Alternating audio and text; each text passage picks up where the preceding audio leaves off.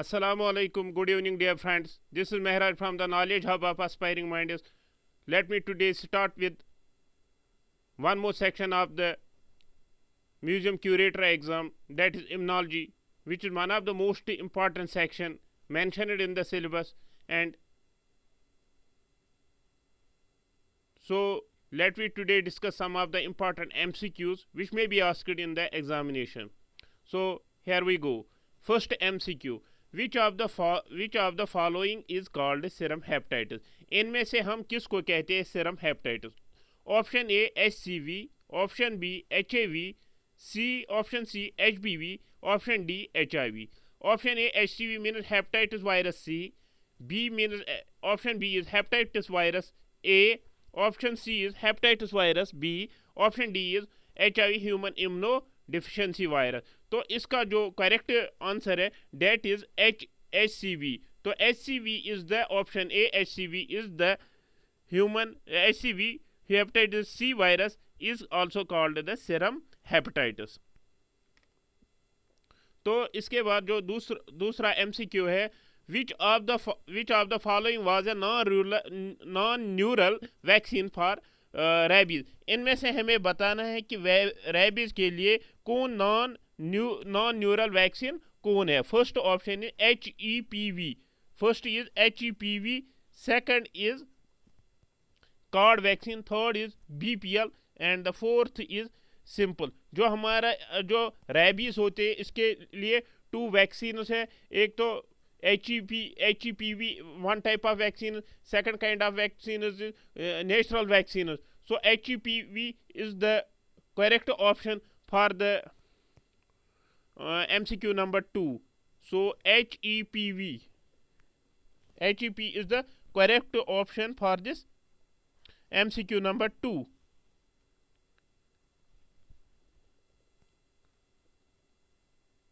And now MCQ number 3, which type of antibodies will associate in blood cell coagulation? Blood cell coagulation में किस किस्म के antibodies associate हो जाती है? तो इसमें जो दिया गया है, first option is IgE, second is IgA, third is IgM, fourth is IgG. हमें 5 टाइप्स ऑफ एंटीबॉडीज होती है. तो इसमें बताया गया कि किस किस्म की एंटीबॉडीज ब्लड सेल कोagulation के साथ एसोसिएट करती है. तो पहला जो है IgE, जो ये IgE एंटीबॉडी है ये इंपॉर्टेंट रोल करती है प्ले इन एलर्जिक रिएक्शन. जो ये ऑप्शन सी, जो ये MCQ नंबर 3 है, इसका जो आंसर है क्वेश्चन नंबर 3 का, that is option C. IgM is the correct answer of this MCQ. जो ये पहला, मैं थोड़ा इनके बारे में आपको बताऊं. जो ये IgE है, IgE ये एलर्जिक रिएक्शंस, अगर किसी बंदे को एलर्जी होती है तो एलर्जिक रिएक्शंस में इसका एक इम्पॉर्टेंट रोल रहता है IgE का. अगर हम बताएंगे IgA जो है दूसरी, IgA जो IgA है ये न्यूट्रलाइज करती है पैथोजेनस को. जब भी आपकी बॉडी में पैथोजेनस न्यूट्रलाइजेस पैथोजेनस, जब भी बॉडी में पैथोजेनस एंटर होते हैं तो उनको पहले न्यूट्रलाइज IgA करती है. अगर किसी बंदे में, किसी इंडिविजुअल में हाई लेवल ऑफ IgA होगी तो वो इंडिकेट करता है कि उस बंदे को कोई इन्फ्लेमेटरी डिजीज है या कोई ऑटो इम्यून कंडीशन है. अगर हम इस IgM के बारे में बात करेंगे, जो ये IgM है, दिस IgM, जो ये IgM है ये पहली एंटीबॉडी है जो अपीयर होती है बॉडी में. अगर बॉडी एक्सपोज हो जाएगी किसी एंटीजन को या माइक्रोब को, तो फर्स्ट यही अपीयर होती है. अपीयर्स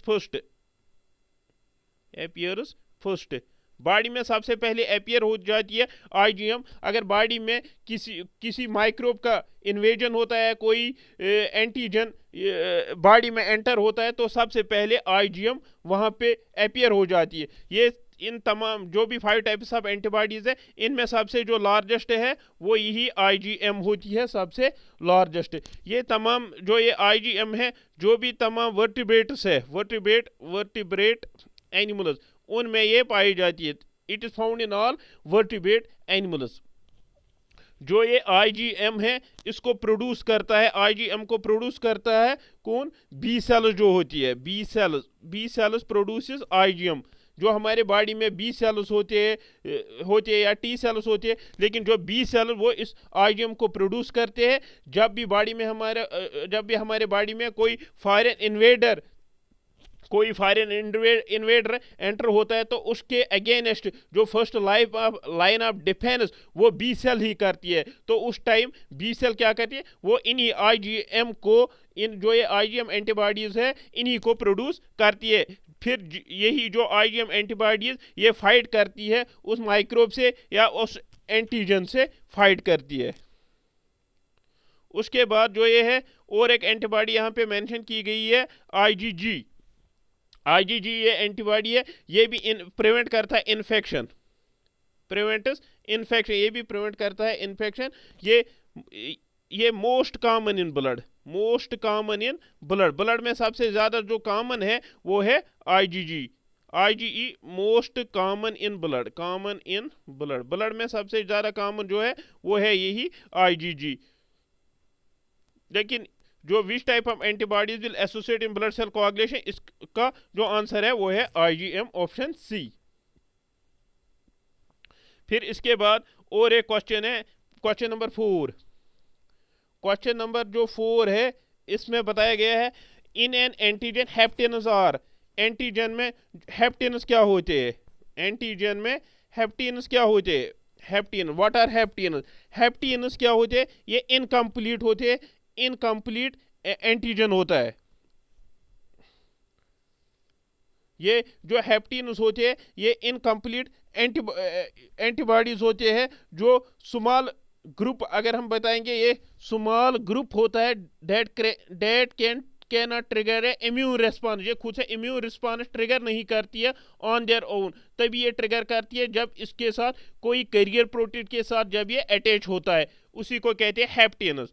को in an antigen haptens are. Haptens incomplete होता है, इनकम्प्लीट एंटीजन होता है जो बॉडी में ये स्मॉल ग्रुप्स में होते हैं, ये स्मॉल केमिकल ग्रुप्स होते हैं। जो ये हेप्टेनस होते हैं ये स्मॉल केमिकल ग्रुप्स होते हैं, केमिकल ग्रुप्स, या हम इनको कहते हैं इनकम्प्लीट एंटीजन्स भी। ये स्मॉल केमिकल ग्रुप्स होते हैं जो बॉडी में कोई इम्यून रिस्पॉन्स ट्रिगर नहीं कर सकते खुद से जब तक कि किसी कैरियर प्रोटीन के साथ अटैच ना हो जाए, तो ये होते हैं हेप्टेनस। तो इन एन एंटीजन हेप्टेनस आर। हेप्टेनस क्या होते हैं इस एंटीजन में? तो जो ये होते हैं non immunogenic, mean that they can not trigger an immune response on their own. तो इसके बाद है MCQ number 5, the antibody that is first formed after infection. Infection के बाद सबसे पहली जो एंटीबॉडी बन जाती है वो है यही आईजीएम। मैंने अभी आपको बताया आईजीएम पहली एंटीबॉडी है जो अपीयर होती है बॉडी में जब भी बॉडी में कोई माइक्रोब एंटर होता है, कोई भी माइक्रो ऑर्गेनिज्म एंटर होता है। और ये जो आईजीएम है ये सबसे बड़ी है और ये तमाम वर्टिब्रेट मैमल्स में पाई जाती है। और इसको प्रोड्यूस करने वाली जो सेल है वो है बी सेल इसको प्रोड्यूस करती है as a first line of defence जब भी कोई फॉरेन इन्वेडर बॉडी में घुस जाता है। इसके बाद है MCQ नंबर 6 जो है antibodies in our body are produced by. Antibody जो हमारी बॉडी में इनको कौन प्रोड्यूस करता है? Antibodies in our body are produced by B lymphocytes. इसका ऑप्शन ए है answer. Antibodies in our body are produced by B lymphocytes.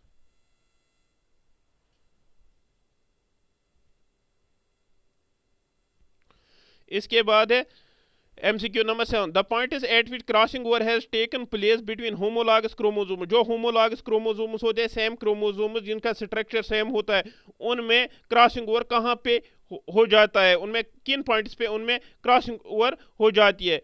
कियाजमेटा, साइनेप्टोमियल complex जो होता है, एक तो कियाजमेटा है, साइनेप्टोनिमल कॉम्प्लेक्स भी, और है सेंट्रोमियर्स और प्रोटीन एक्सिस। तो इसका जो MCQ को जो आंसर है वो है कियाजमेटा।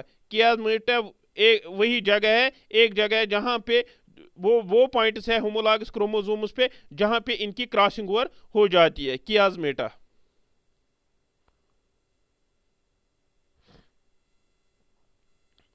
इसके बाद है one more MCQ, how much globulin is present in human body. Human body में कितना ग्लोबुलिन प्रेजेंट होता है? ऑप्शन जो 8 है इसका जो वही 8 का 80% आंसर है। 8% is the answer of this MCQ. इसके बाद the substance which acts as anti metabolites और, वो सबस्टेंसेस जो एक्ट करते हैं एंटी मेटाबोलाइट्स वो क्या है? वो है इनहिबिटर होता है। Option number C is the answer of this MCQ. फिर है 10, MCQ number 10, enzymes are chemically. Enzymes chemically क्या होते हैं? जो एंजाइम्स ये क्या होते हैं chemical? Protein, lipid, carbohydrate, none of these ये होते हैं प्रोटीन्स। फिर है MCQ number 11, monoclonal antibodies are produced. Monoclonal जो एंटीबॉडीज है ये आइडेंटिकल एंटीबॉडीज होती है। आइडेंटिकल एंटीबॉडी जो मोनोक्लोनल एंटीबॉडी इनको कौन प्रोड्यूस करता है? ये कैसे प्रोड्यूस हो जाती है? Through hybridoma technology, biotechnology, fermentation technology, none of these. तो इसका आंसर है हाइब्रिडोमा टेक्नोलॉजी। पहले मैं आपको बताऊं, जो ये मोनोक्लोनल एंटीबॉडीज है, जो ये मोनोक्लोनल एंटीबॉडीज है ये क्या है? ये प्रोटीन्स होते हैं जो लेबोरेटरीज में बनाए जाते हैं। प्रोटीन्स, मोनोक्लोनल एंटीबॉडीज क्या होता है? ये होता है प्रोटीन जो लेबोरेटरी में बनाए जाते हैं, जो फिर बाइंड करते हैं स्पेसिफिक टारगेट्स को। मोनोक्लोनल एंटीबॉडीज होते हैं प्रोटीन्स जो लेबोरेटरीज में बनाए जाते हैं, फिर ये बाइंड करते हैं स्पेसिफिक टारगेट्स को, इनको प्रोड्यूस करते हैं एक मेथड से। उस मेथड को कहते हैं हाइब्रिडोमा टेक्नोलॉजी। जो हाइब्रिडोमा टेक्नोलॉजी है ये एक मेथड है मोनोक्लोनल एंटीबॉडीज को प्रोड्यूस करने के लिए, यानी कि इन आइडेंटिकल एंटीबॉडीज को प्रोड्यूस करने के लिए। ये कैसे प्रोड्यूस की जाती है? हम करते हैं फ्यूजन करते हैं, जो शॉर्ट लिव्ड बी सेल होता है और इमोर्टल माइलोमा सेल्स होती है। इमोर्टल माइलोमा सेल और जो शॉर्ट लिव्ड बी सेल्स होते हैं उन बीच एक फ्यूजन करते हैं, तो तब जाके हमें मोनोक्लोनल एंटीबॉडीज मिल जाते हैं इस टेक्नोलॉजी से। तो इस एमसीक्यू नंबर 11 का जो आंसर है वो हाइब्रिडोमा टेक्नोलॉजी। हाइब्रिडोमा टेक्नोलॉजी एक टेक्नोलॉजी है जिससे मोनोक्लोनल एंटीबॉडीज को प्रोड्यूस करते हैं। हम फ्यूज करते हैं बी सेल्स को, शॉर्ट लिव्ड बी सेल्स को हम फ्यूजन करते हैं विद इमोर्टल माइलोमा सेल्स। फिर है MCQ number 12, first line of body defence. Body की जो फर्स्ट लाइन ऑफ डिफेंस है वो क्या होती है? Antibody molecule, unbroken skin, antigen molecule, phagocytic cell. Unbroken जो स्किन है, ऑप्शन नंबर बी इसका आंसर है, वो first line of defence act करता है। फिर MCQ number 30, what is the strength of the bond between antigen और एंटीबॉडी। एंटीजन और एंटीबॉडी के दरमियान जो स्ट्रेंथ होती है बॉन्ड की उसको हम क्या कहते हैं? उसको हम कहते हैं एविडिटी। ऑप्शन नंबर 13 का जो आंसर है वो है बी, एविडिटी। एविडिटी क्या होता है? जो ये एविडिटी होता है ये रिप्रेजेंट करता है overall strength of the antibody and antigen interaction. Represents overall strength, किसकी स्ट्रेंथ था? Antibody antigen interaction, antigen interaction, उसकी यो स्ट्रेंथ को रिप्रेजेंट करता है एविडिटी। उसके बाद option number 14, syphilis is caused by. Syphilis जो है, साइफिलिस ये एक सेक्सुअली ट्रांसमिटेड डिजीज है साइफिलिस। तो इस साइफिलिस का जो कॉजेटिव ऑर्गेनिज्म वो कौन है? वो है staphylococcus aureus, yersinia pestis, treponema pallidum, streptococcus syphilitis. जो 14 का जो आंसर है वो है ट्राइपेनोमा पैलेडियम। साइफिलिस जो सेक्सुअली ट्रांसमिटेड डिजीज है, it is caused by treponema pallidum. फिर है एमसीक्यू नंबर 15, नर्जी body produce by rabies virus show characteristics dash inner granules. जो नर्जी बॉडीज है, जब भी किसी बंदे में रेबीज वायरस होता है, वहाँ रेबीज वायरस का इन्फेक्शन हो जाता है, तो वहाँ पे जो एक बॉडीज प्रोड्यूस होती है उनको कहते हैं नर्जी बॉडीज। नर्जी बॉडीज क्या होती है? ये एक किस्म की रेबीज एंटीबॉडीज होती है। इनका काम क्या होता है? ये प्रिवेंट करता है रेबीज को कि वो बाकी सेल्स को इन्फेक्ट ना करे। नर्जी बॉडीज आर रेबीज एंटीबॉडीज। जो ये नर्जी बॉडीज है ये एक किस्म की रेबीज एंटीबॉडीज है, रेबीज एंटीबॉडीज। इनका क्या काम को होता है? ये प्रिवेंट करते हैं रेबीज वायरस को from infecting the sales.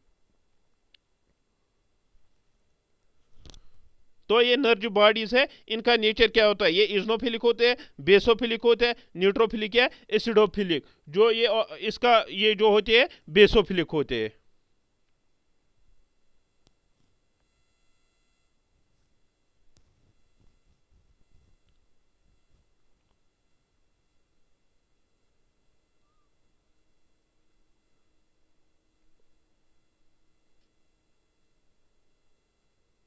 Sorry, 1 minute.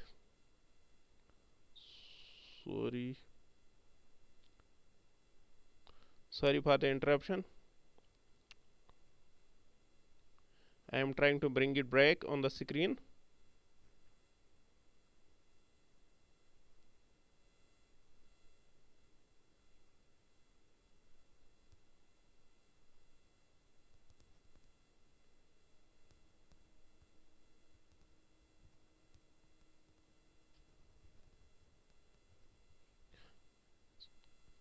Yes, sorry for the interruption.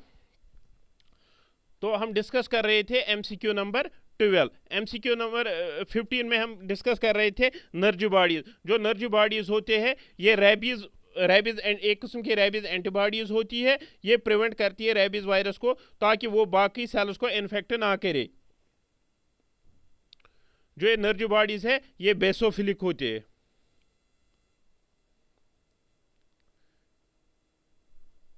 इसके बाद the widely used yeast for the production of a single cell protein. Single cell protein को प्रोड्यूस करने के लिए जो जो यीस्ट हम इस्तेमाल करते हैं, widely used yeast for the production of single cell protein, उसके लिए हम किस किस्म का यीस्ट करते हैं यूज? वो है कैंडिडा यूटिलिस। कैंडिडा यूटिलिस का हम इस्तेमाल करते हैं for the production of single cell protein, candida utilis. इसके बाद analysis of protein antigen is by. हम एनालिसिस ऑफ प्रोटीन एंटीजन, जो प्रोटीन एंटीजन है उसकी हम एनालिसिस कैसे करते हैं, किस मेथड से? Southern blot, northern blot, western blot या नन ऑफ दीज। तो एनालिसिस ऑफ प्रोटीन एंटीजन ये करते हैं हम वेस्टर्न ब्लॉट से, western blot. Analysis of protein antigen is bye western blot. ये कुछ टेक्निक्स होते हैं। आरएनए के लिए हम शायद करते हैं नॉर्दर्न ब्लॉट। प्लीज इसको देख लीजिएगा। फिर है MCQ number 18। Which of the following can provide naturally acquired passive immunity for the newborn baby? जो न्यूबॉर्न बेबी होता है उसके लिए कौन पेसिव इम्यूनिटी प्रोवाइड करता है? इसके लिए है आईजीजी प्रोवाइड करता है पेसिव इम्यूनिटी। जो भी न्यूबॉर्न्स होते हैं उनके लिए ये एक्योर्ड पेसिव इम्यूनिटी प्रोवाइड करता है आईजीजी ही वो एंटीबॉडी है जो इंसान को प्रिवेंट करता है किसी भी इन्फेक्शन से। ये सबसे ज़्यादा ब्लड में पाई जाती है। फिर है AIDS disease is caused by virus which belongs to. AIDS disease जो है ये किस वायरस से होती है? और वो एड्स डिजीज जो है ये एड्स डिजीज है ये किस वायरस से होती है? एंड विच बिलोंग्स टू, ये किस ग्रुप से बिलोंग करेगी? Retro virus group, rhabdo virus group, hepatitis virus group, adeno virus. तो ये बिलोंग करता है रेट्रो वायरस ग्रुप। इनका जो होता है वो जेनेटिक मटेरियल वो होता है आरएनए। जिनका जेनेटिक मटेरियल आरएनए है होता है इनको हम कहते हैं रेट्रोवायरस। जिनका जेनेटिक मटेरियल डीएनए होता है उनको कहते हैं डेट्रोवायरस। तो ये है रेट्रोवायरस। इसके बाद है 20 complement basal agglutination, complement basal agglutination reaction is known as, इसको हम कहते हैं हीम एगुलिटेशन। क्या कहते हैं? Haem agglutination, haem agglutination. तो इसके बाद है reverse transcriptase is an enzyme involve. Reverse transcriptase ये एक एंजाइम है, ये किस में इन्वॉल्व होता है, ये किस काम के लिए किस काम के लिए होता है? ये जो होता है डीएनए में, जब हम डीएनए की जब हम पढ़ते हैं, डीएनए ट्रांसक्रिप्शन जब हम पढ़ते हैं तो उसमें ये इसका इस्तेमाल होता है। जब डीएनए बनता है तो उसमें रिवर्स ट्रांसक्रिप्टेज एंजाइम का इस्तेमाल होता है। तो DNA reverse transcriptase is an enzyme involved in the synthesis of DNA.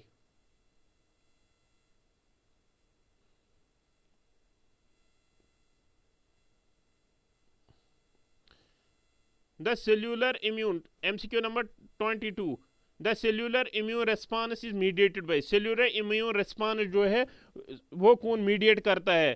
तो वो है B sales.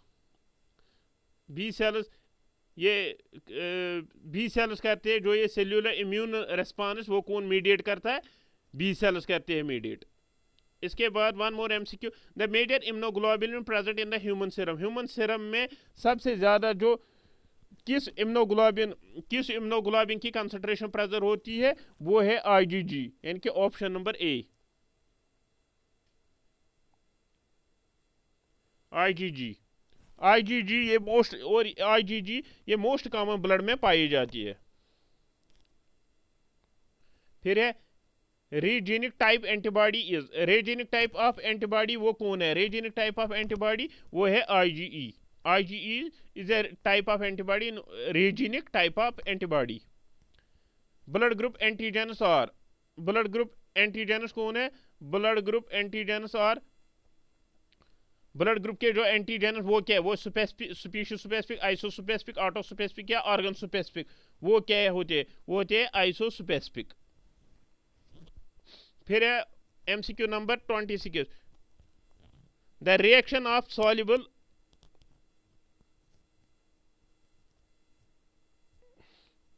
The reaction of soluble antigen with antibody. Reaction of soluble, जो भी सॉल्युबल होता है एंटीजन ब्लड में, इसकी जो रिएक्शन होती है, चाहे एंटीजन और एंटीबॉडी ये दोनों सॉल्युबल होते हैं, कहाँ पे? ब्लड में होते हैं। तो इनकी रिएक्शन उसको हम क्या कहते हैं? प्रेसिपिटेशन, फ्लॉकुलेशन, कॉम्प्लीमेंट फिक्सेशन या एगुलिटेशन, तो उसको हम कहते हैं प्रेसिपिटेशन।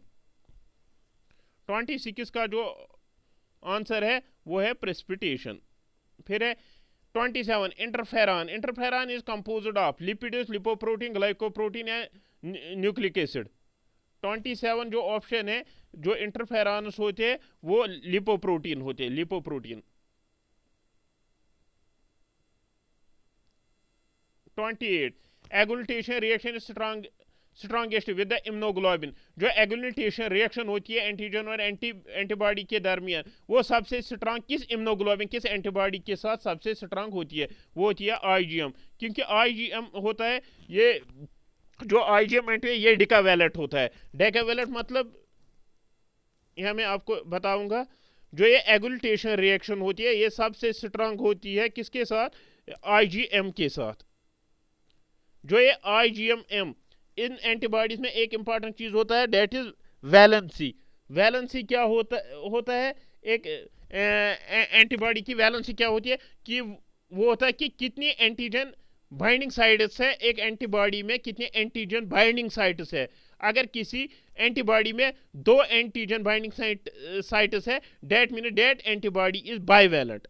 अगर किसी को 3 है, वो 3 है, किसी एंटीबॉडी पे 3 एंटीजन बाइंडिंग साइट्स है, डेट इज ट्राइवैलेंट। यूजुअली जो हमारे एंटीबॉडीज होते हैं ये मल्टीवैलेंट होते हैं, लेकिन जो आईजीएम है ये डेकावैलेंट है।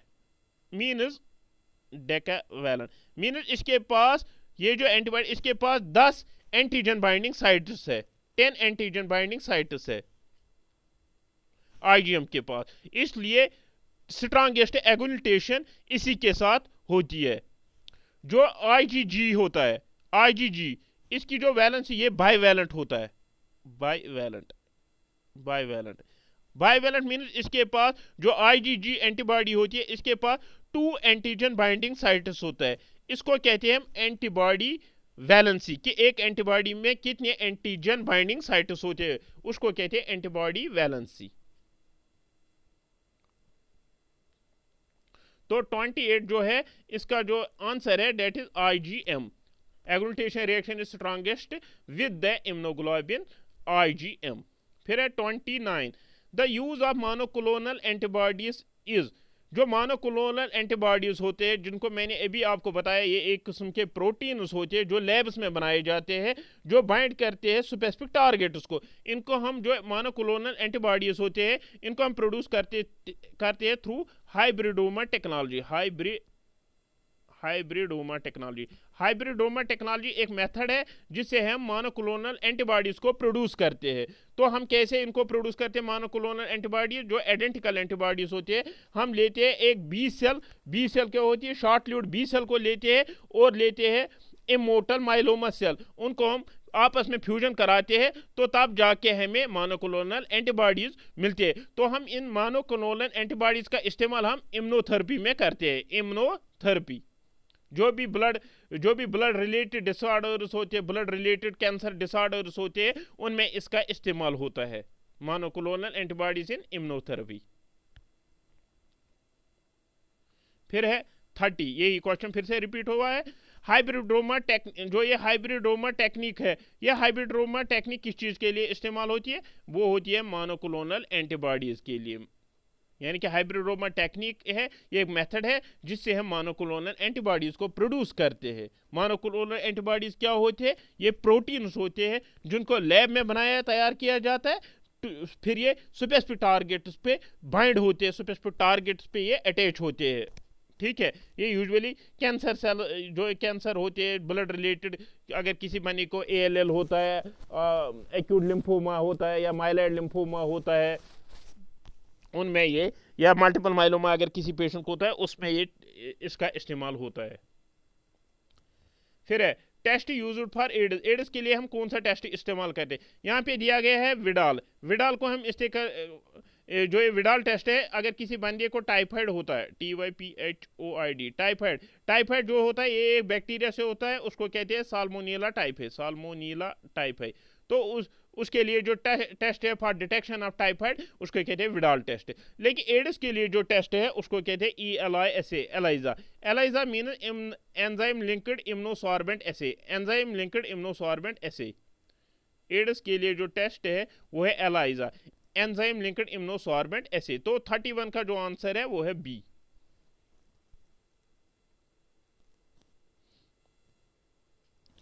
एंटीबॉडी हैविंग हाई वैलेंसी, वो कौन सी एंटीबॉडी है जिसकी सबसे ज्यादा वैलेंसी होती है। वैलेंसी मीन्स कि एंटीबॉडी पे कितने एंटीजन बाइंडिंग साइट्स होती है, यानी कि एक एंटीबॉडी में कितनी ऐसी जगह है जहां पे एंटीजन उसको अटैच होता है, जहां पे उसको एंटीजन बाइंड होता है, तो वो कहलाती है उस एंटीबॉडी की वैलेंसी। तो सबसे ज्यादा जो वैलेंसी होती है वो होती है IgM की सबसे ज्यादा वैलेंसी है, ये डेकावैलेंट है। डेकावैलेंट मीन्स इसके जो एंटीजन बाइंडिंग साइट्स है वो है 10।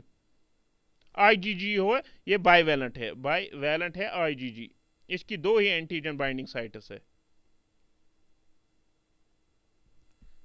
इसके बाद 32 के बाद 33, intensity of attraction between antigen and antibody molecule is known as, जो ये इंटेंसिटी ऑफ अट्रैक्शन, अब एंटीजन और एंटीबॉडी जो है इनके बीच कितनी अट्रैक्शन होती है, वेदर इट इज वीक और ए स्ट्रांग, इसमें कितनी इंटेंसिटी है, उसको हम कहते हैं affinity, that is known as affinity. तो इसका जो ऑप्शन है, option A is the answer, affinity. 33 का जो है वो है ए, एफिनिटी। और जो एविडिटी होते हैं, एविडिटी मीन्स कि जो एंटीजन एंटीबॉडी की इंट्रैक्शन है उसमें ओवरऑल कितनी स्ट्रेंथ है, वो एविडिटी रिप्रेजेंट करता है। फिर है 34, active immunity is induced by, active immunity कौन इंड्यूस करता है, वो इन्फेक्शन। जब भी बॉडी में इन्फेक्शन होता है तो तब जाके बॉडी में इम्यूनिटी डेवलप होती है, इम्यूनिटी इंड्यूस हो जाती है। फिर है 35, Pasteur developed the vaccine for, ये बहुत इजी क्वेश्चन है। Pasteur developed the vaccine for, Pasteur ने किस चीज़ के लिए वैक्सीन डेवलप किया था? उसने जो वैक्सीन किया एंथ्रेक्स के लिए भी वैक्सीन डेवलप किया। 35 का सॉरी, उसने इन तीनों के लिए डेवलप किया था वैक्सीन, यानी कि पास्चर ने एंथ्रेक्स के लिए भी वैक्सीन किया था, रेबीज़ के लिए भी और चिकन कॉर्रा के भी वैक्सीन। तो इसका all of the above, Pasteur ने इन सब के लिए वैक्सीन डेवलप किया था। फिर है 36, delay type of hyper sensitivity is seen in, delay type of यानी कि हाइपर सेंसिटिविटी किस में, डिलेड हाइपर सेंसिटिविटी किस में देखी जाती है? Penicillin allergy, contact dermatitis, Arthus reaction या एनाफिलैक्सिस। तो इनमें कॉन्टैक्ट डर्मेटाइटिस जो होता है इसमें सबसे कम हाइपर सेंसिटिविटी देखी जाती है, कॉन्टैक्ट डर्मेटाइटिस। फिर है 37, the following are used for the preservation of virus, नीचे दिए गए कुछ मेथड है, इनमें से हम किस सब मेथड हम यूज करते हैं वायरस को प्रिजर्व करने के लिए, एक्सेप्ट एक इनमें से जो हम यूज नहीं कर सकते, जिसको हम यूज नहीं करते। 37, इसमें हम फॉर्मल्डिहाइड का भी इस्तेमाल करते हैं, फ्रीजिंग का भी इस्तेमाल करते हैं, लाइफोलाइजेशन और इथर का नहीं करते। तो इसका आंसर है इथर। 37 को जो आंसर है सी। जो अब यहाँ पे है टर्म लाइफोलाइजेशन, लाइफोलाइजेशन हम कहते हैं फ्रीज ड्राइंग करते हैं, freeze drying means, lyophilization means freeze drying, freeze drying. हम इसमें क्या करें, हम एक जो भी हमारा ऑर्गेनिज्म होता है जिनको हम लाइफोलाइज करना है, जिनको हम फ्रीज ड्राइज करता है, ये एक प्रोसेस होता है जिसमें हम वाटर निकालते हैं फ्रोजन मटेरियल से। हम पहले जो ऑर्गेनिज्म होता है उसको, whether it is any micro organism, virus और बैक्टीरिया, हम उसको पहले फ्रोज करते हैं, फिर हम उसमें से वाटर निकालते हैं, हम उस ऑर्गेनिज्म को, फ्रोजन मटेरियल को वैक्यूम के अंडर रखते हैं, फिर उसमें से वाटर निकालते हैं, इसको कहते हैं फ्रीज ड्राइंग भी। तो फ्रीजिंग का भी इस्तेमाल कर सकते हैं वायरस को प्रिजर्व करने के लिए, फॉर्मल्डिहाइड भी और लाइफोलाइजेशन भी। तो इसका आंसर है इथर, जो हम नहीं कर सकते। 38, antibody formation depends on, antibody formation किस चीज पे डिपेंड करता है? वो डिपेंड करता है एज ऑफ द पर्सन, कि एक पर्सन की एज क्या है, amount of antigen, wellbeing, all of the above, इन तीनों पे ये डिपेंड करता है। यानी कि एक बंदे में कोई बंदा है, उसमें एंटीबॉडी फॉर्मेशन वो किस चीज़ पे डिपेंड करता है? एज ऑफ पर्सन, अगर पर्सन की एज ज़्यादा होगी तो ज़्यादा एंटीबॉडीज होगी। अमाउंट ऑफ एंटीजन पे डिपेंड करता है कि कितना एंटीजन का इन्फेक्शन हो जाए किसी बंदे को, किसी इन्फेक्शन वो कितना एक्सपोज हो जाएगी, तो उसी हिसाब से उसमें एंटीबॉडी बन जाएगी। वेलबींग, एक इंसान का सेहत कितना अच्छा है, उस पर भी वो डिपेंड करता है। तो ऑल ऑफ द अबव, 38 का all of the above, all of the above. फिर है लोकल इम्यूनिटी इज इंपॉर्टेंट है, लोकल इम्यूनिटी किस चीज़ में इंपॉर्टेंट है? Local immunity, allergy, influenza, polio, इन तमाम में लोकल इम्यूनिटी इंपॉर्टेंट है। 39,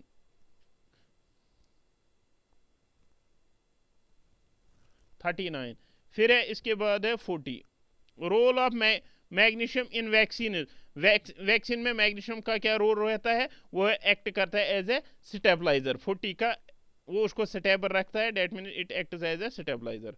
फिर है immunity 41, immunity is life long following, immunity किस चीज़ में होती है लाइफ लॉन्ग? अगर किसी बंदे में मीजल में इम्यूनिटी लाइफ लॉन्ग होती है। फिर है 42,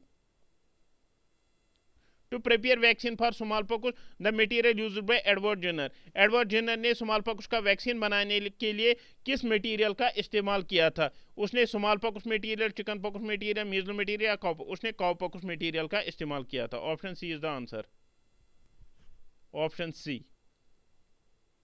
to prepare vaccine for small pox का वैक्सीन बनाने के लिए एडवर्ड जेनर ने जो मटेरियल इस्तेमाल किया था वो था काउ पॉक्स मटेरियल।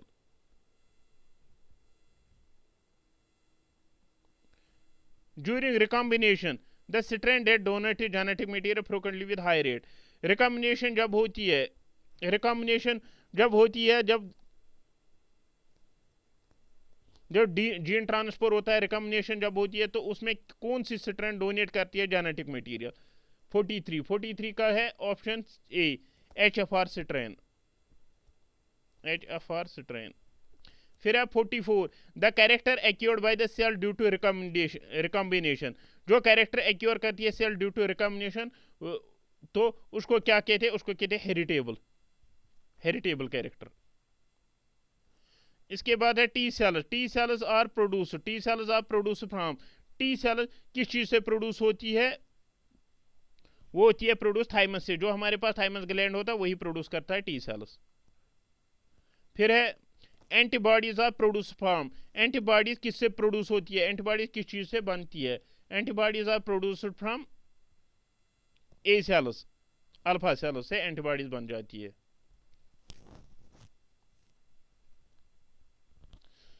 फिर इसके बाद है 47 इनकम्प्लीट एंटीजन। जो इनकम्प्लीट एंटीजन होते हैं उनको हम क्या कहते हैं, उनको कहते हैं हम हेप्टेनस। मैंने कहा पहले ही आपको कहे, जो इनकम्प्लीट एंटीजन उनका दूसरा नाम है हेप्टेनस।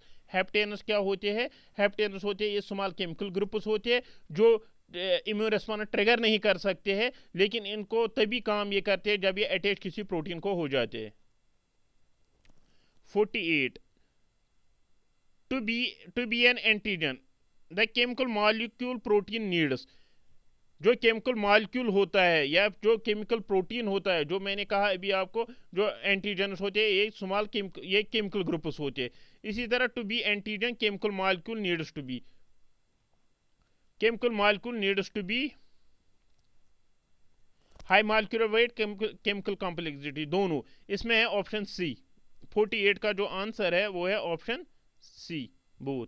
यानी कि एक एंटीजन बनने के लिए, एक प्रोटीन को एंटीजन बनने के लिए, एक प्रोटीन को एंटीजन बनने के लिए जो क्वालिफिकेशन है, उस प्रोटीन के लिए हाई मॉलिक्यूलर वेट होना चाहिए और केमिकल कॉम्प्लेक्सिटी दोनों होने चाहिए, तब जाके वो प्रोटीन एक्ट कर सकता है as antigen. The parts which filter lymph, और द पार्ट्स विच फिल्टर, वो पार्ट जो लिम्फ को फिल्टर करते हैं वो कौन है, वो है लिम्फ नोड। लिम्फ नोड्स में ही जो लिम्फ नोड्स में ही फिल्टर लिम्फ हो जाता है। फिर है 50 the primary cells involved in immune response are, जो प्राइमरी सेल इम्यून रेस्पॉन्स में इन्वॉल्व है वो कौन सी सेल्स है, N K cells, K cells, lymphocyte, none of. Lymphocytes वो सेल्स है जो प्राइमरी सेल्स है जो इम्यून रेस्पॉन्स में इन्वॉल्व हो जाती है। अगर बॉडी में किसी चीज़ का इन्फेक्शन हो जाता है या कोई फॉरेन इन्वेजन होता है, कोई फॉरेन इन्वेडर बॉडी में आ जाता है, तो तब जो प्राइमरी रेस्पॉन्स जो बनता है एज एन इम्यूनिटी के लिए वो लिम्फोसाइट्स प्रोवाइड करते हैं। So this is enough for today. These were the 50 MCQs from the immunology which I have discussed with you. Hope you like this video. Please do share and subscribe the channel. Goodbye. Fi amanillah. See you in the next video soon.